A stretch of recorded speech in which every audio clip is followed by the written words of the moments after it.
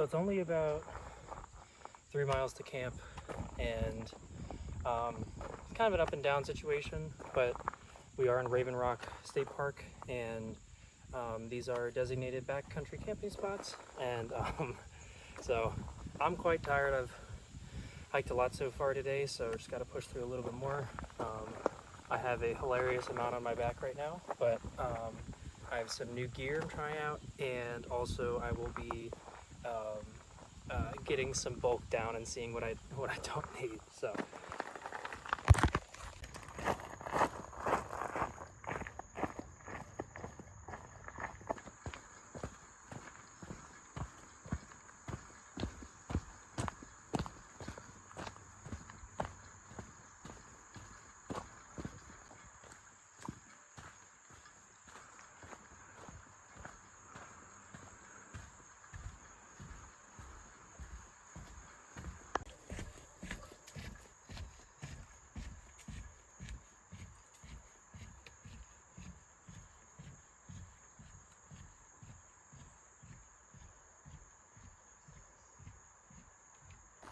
So Raven Rock is a great state park, and there's 3 types of camping here.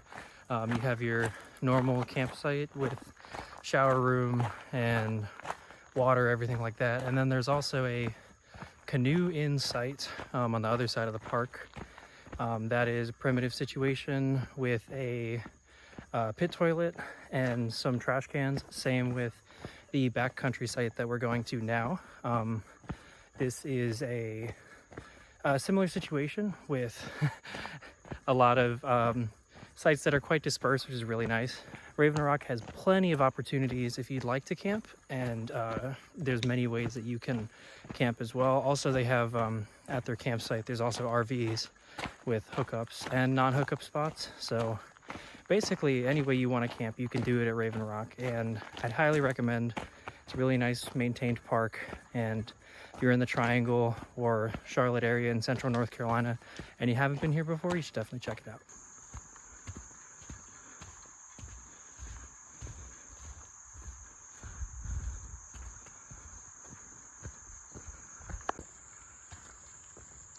So we're heading to the wilderness camp, and then we'll check out Lanier Falls tomorrow morning. And the water on the Cape Fear is really high right now, so I'm really interested to see if the falls are really going, or if so much water actually overflows it and it's not too exciting.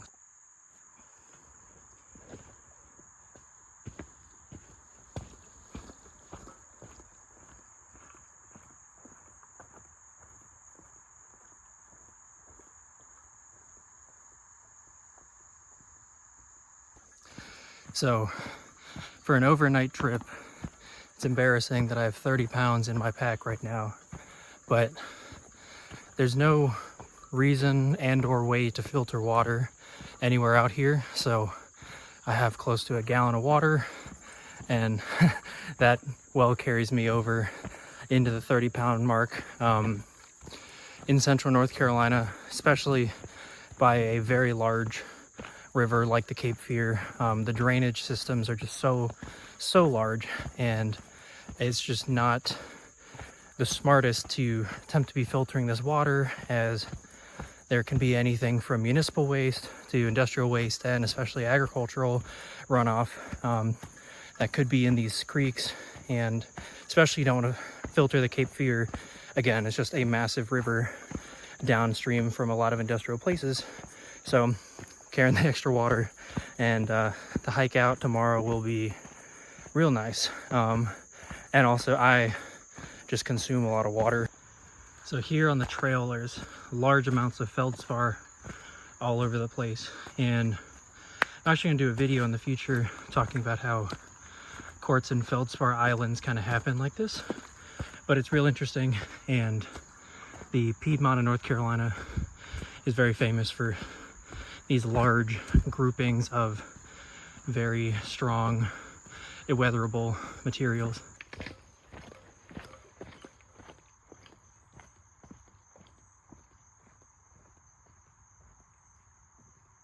Another reason why Raven Rock is such a great park is they hilariously over mark their trails, which is good. You want to be safe, but like this one, here.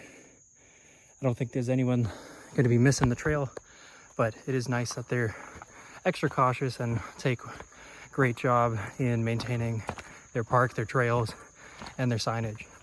So Lanier Falls is a very interesting situation and waterfall, as it is more of a tipping point or kind of a niche in the river, as we're right on the fall line in the eastern United States. There's a pretty distinct boundary between the edge of the continental bedrock and where the passive margin sediments have begun to settle, which is now the coastal plain or tidewater region, depending on the state. And, oh, sorry, I just freaked out a couple deer. And Lanier Falls is not a drop waterfall in that there's a lot of elevation to it, but it is where the river crests over down into one of the areas where sediment has been more easily eroded. And Raven Rock, the main attraction of the park, is a massive gneiss wall that is essentially slightly uplifted, and then has been a ton of relief has been added to it as the river has scoured away the more weatherable sediments to the east of the river and to the east of Raven Rock. Another reason why the Cape Fear is in the location it is. But Lanier Falls is more of a kind of drop point where you'll see a lot of rapids, and there's a couple points on the river in the state park where these rapids occur, and that's one of the reasons why. And this occurs all over the place. Roanoke Rapids in northeastern North Carolina, the James River. One of the reasons Richmond is built so far inland was to prevent attack by naval vessels during the Revolutionary War. And the James and the Richmond is placed right along the fall line. I'm going to make a video in the future talking about how the fall line is so impactful to American history specifically, and colonial expansion, and a lot of reasons why a lot of major cities in this central, eastern, and southeastern United States are in the locations they are, is because of the geology and the navigable regions of the rivers that they're built along. So hope to see that tomorrow. And again, with the river being so high, I'm not exactly sure what I'm going to see, but I'm really excited.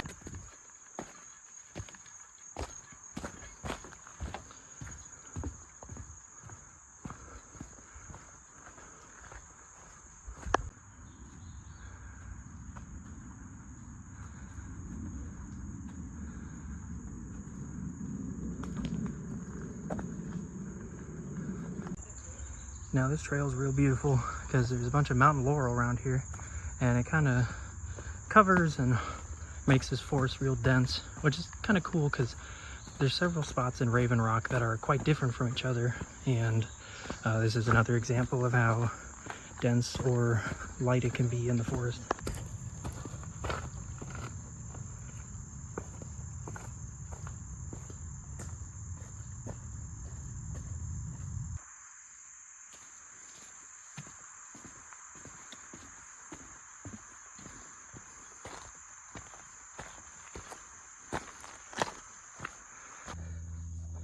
So a little over halfway there. It's starting to get a little dark, but should make it just in time.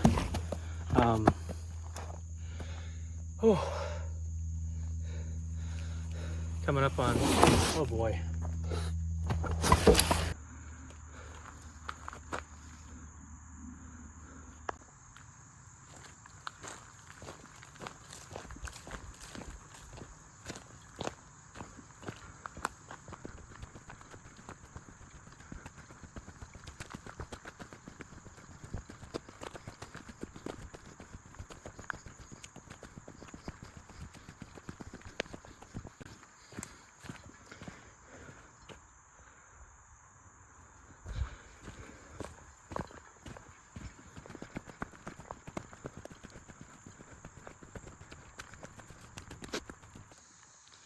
Here at campsite 4.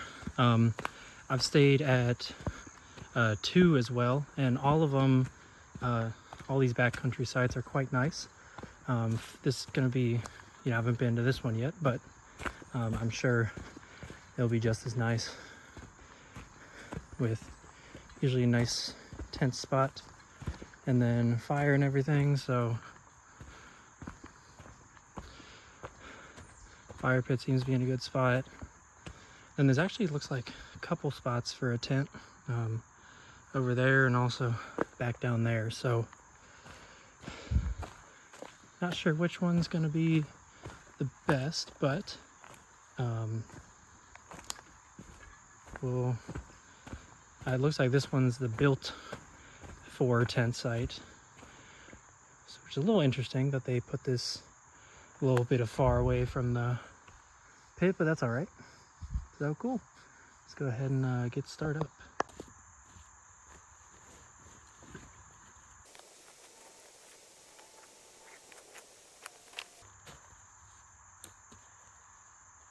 So this is the Ozark Trail backpacking tent. It's a one-person tent for $70.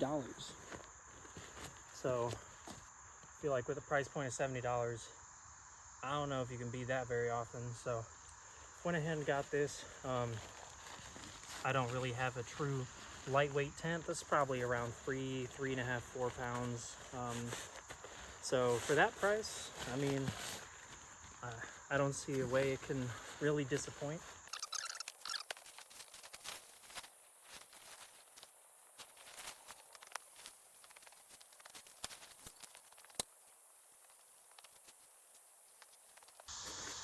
So with the tent, comes in one pole, which is quite nice. Also for a $70 tent, it also color coordinates, which is just not something I guess I expected, but the back of the tent here has this little gray pole. Makes it nice and easy to know if you're up or if you're flipped around at all. And then, so essentially this is in the nicest way, this is a copy of the Nemo, I think it's called the Hornet or something like that, but that is a, I don't know, $300, $400, $500 tent.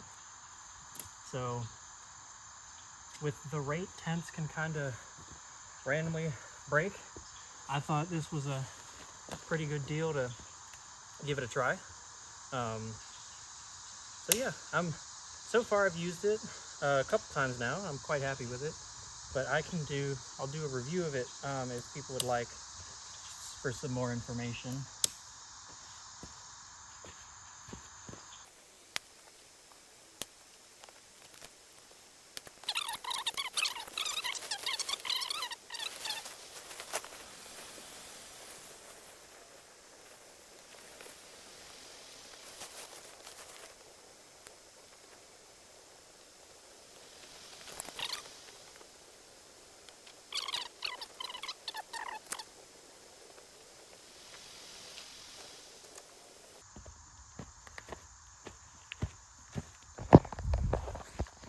All right, so we have a pretty narrow, it's very much a one-person tent. The backside has same stakeout and a vent as well to boot.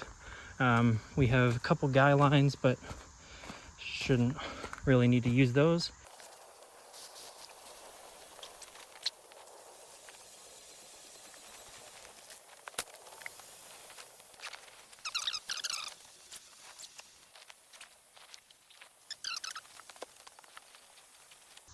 Brought a little trail cam with me. You know, I'll put it a couple hundred yards from the tent.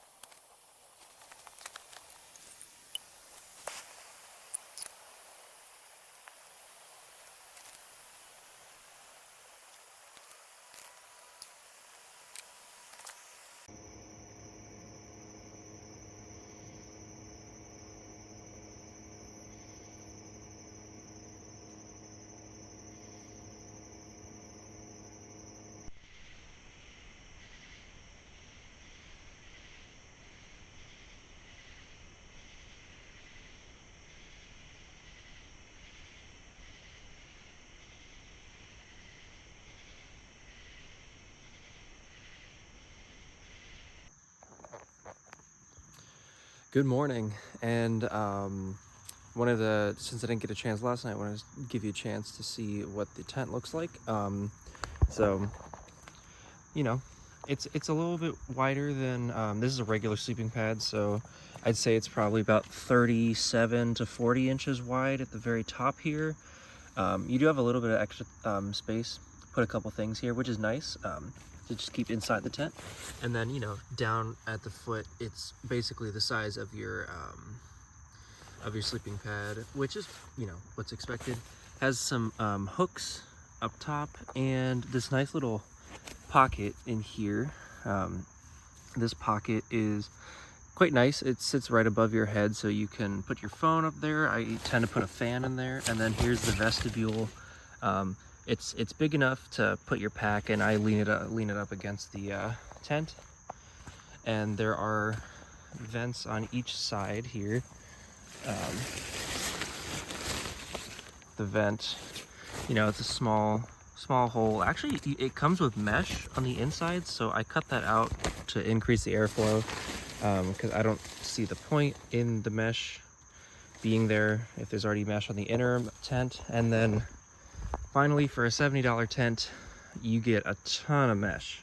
So it's quite breathable for such a small tent, and overall, I'm super happy with it. Again, it's about 3.5, 4 pounds, depending on how many of the stakes and extra bags you take with it.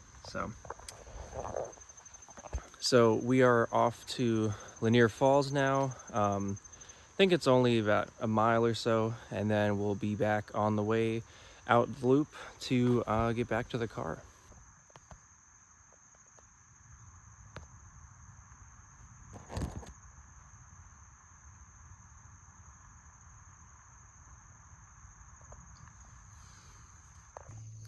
All right, so we're gonna get going for this morning.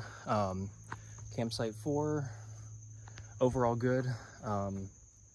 Everything's nice. The tent pads are a little small. They're kind of centered elsewhere. They're not really next to each other around there, but no complaints. And off to Lanier Falls.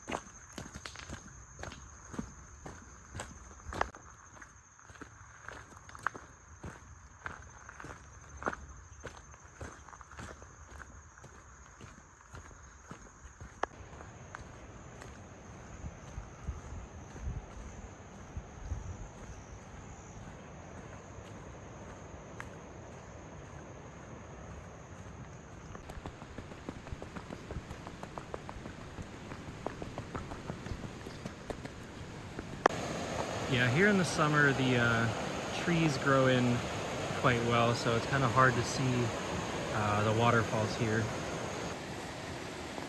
So the water is quite high today, and it's hard to see through the trees, but along here is a large drop where width-wise the water is dropping into a more weathered sediments that is characterized by the fall line.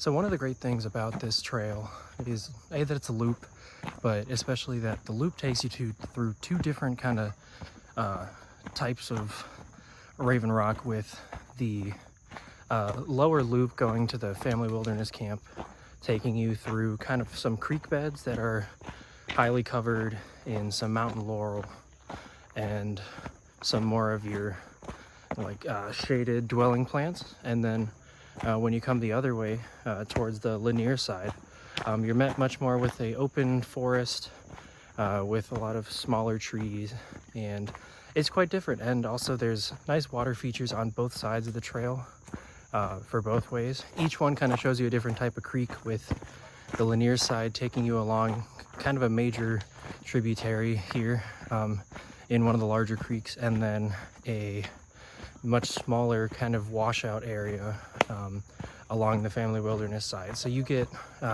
two different types of trails, even though it's one same loop. And one thing Raven Rock is really great at is all of their trails, with the exception of two that are pretty short, are all loops. And I want to give a big big thumbs up for that.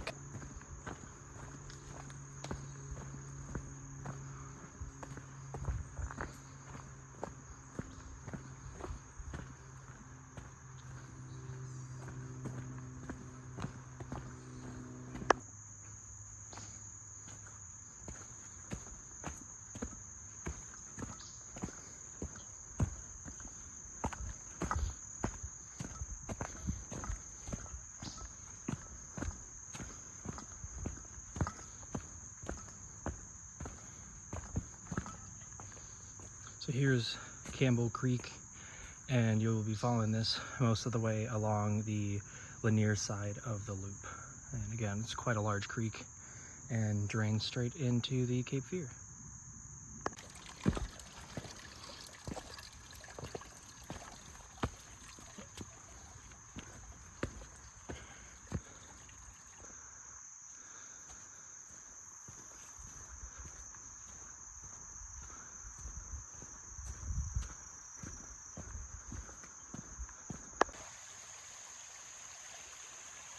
So you can see here, this part of Campbell Creek is flowing and looks pretty nice, but as I mentioned earlier, the water here is not one that you want to filter, and this large bubble pile is a good explanation of that, as there's no telling what runoff comes into this creek, and there's kind of no idea what really is going down from upstream. So always remember just to be careful with what you're filtering, even if it looks like it's running and looks clean.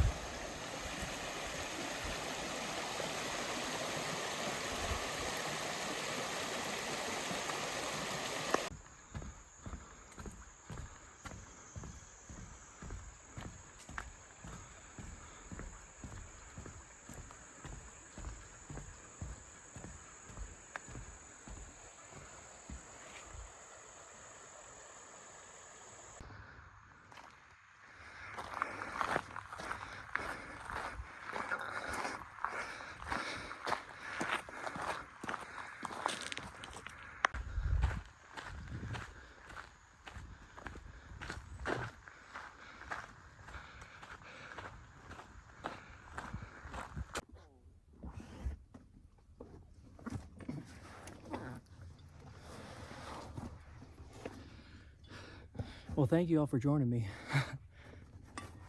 See you next time.